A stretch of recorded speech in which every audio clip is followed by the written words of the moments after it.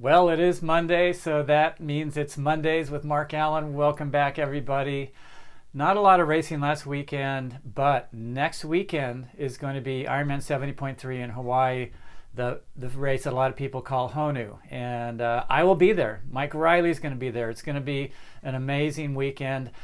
There's going to be a contest. It's called I Spy. And on the Ironman 70.3 Hawaii Facebook page, there's going to be clues on where Mike and I might be throughout the days there leading up to the event.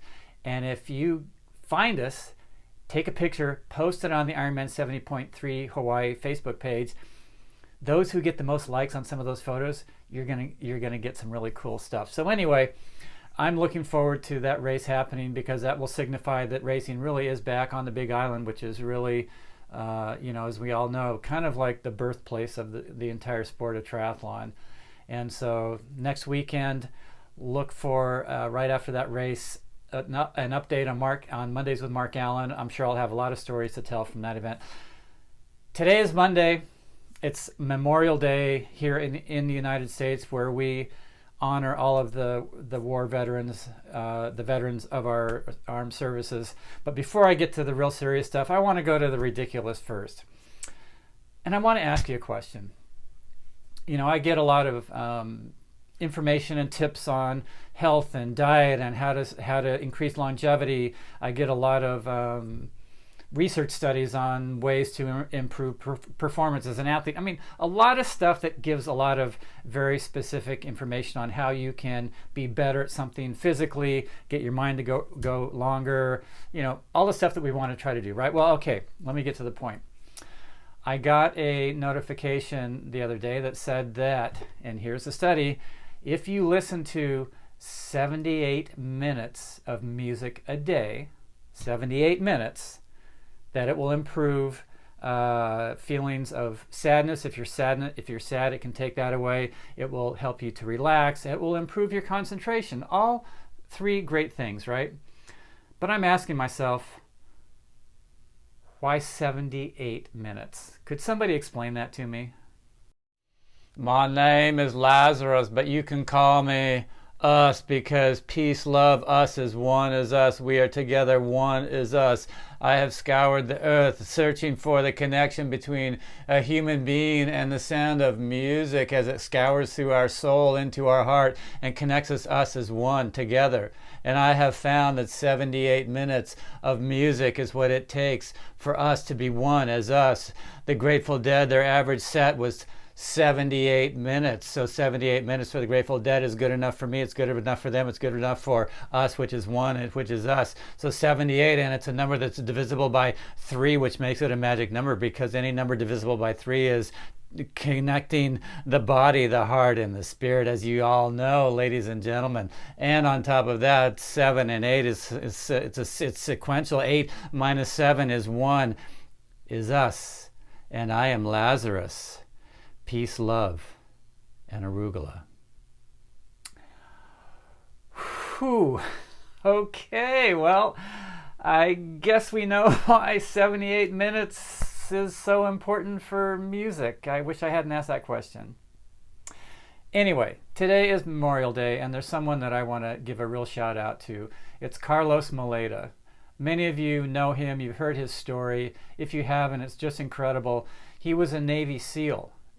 He was born in Brazil, moved here when he was 18, became a Navy SEAL for the United States of America, was in combat, was wounded, paralyzed, can't move his legs.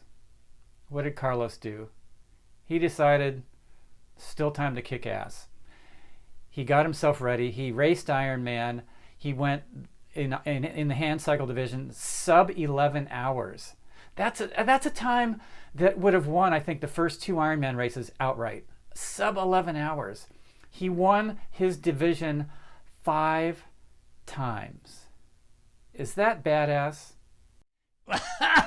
Ladies and gentlemen, Tommy Buzzcut here, and for the first time in the entire history of the universe, I do not have to correct that Mark Allen, Mark dude, Coach dude, because he was correct when he said that Carlos Moleda is badass. There is no other word for it. I mean, the dude was like already a SEAL, and then damn, he got really hurt bad, and he can't move his legs, and he could have like used it as an excuse to just like sit around and kind of feel sorry for himself, right? Well, he didn't do that.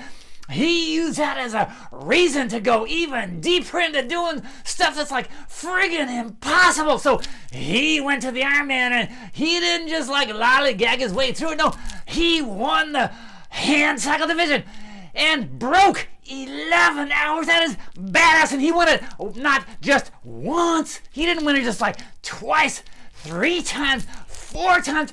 He won that world championship 5 times in the hand cycle. They don't have age divisions. You're like 8 to 80. You're all in there. And Carlos, he won it his last time at the age of 53. And that is like, I'm almost like speechless, but you know, Tommy Buzzcut's never like totally speechless. So anyway, all of those pro triathletes who won that race, and you think you're like really good, you know, living off that history. Well, when you're 53, come back and try and win that pro division, you know, like maybe Tim DeBoom, he won the race twice consecutively, so you know, he's kind of badass, but he's gonna be turning 53. Maybe he should come back and try and win it. Or maybe that guy Craig Alexander Crowe, he's fit day and night, he's training all the time.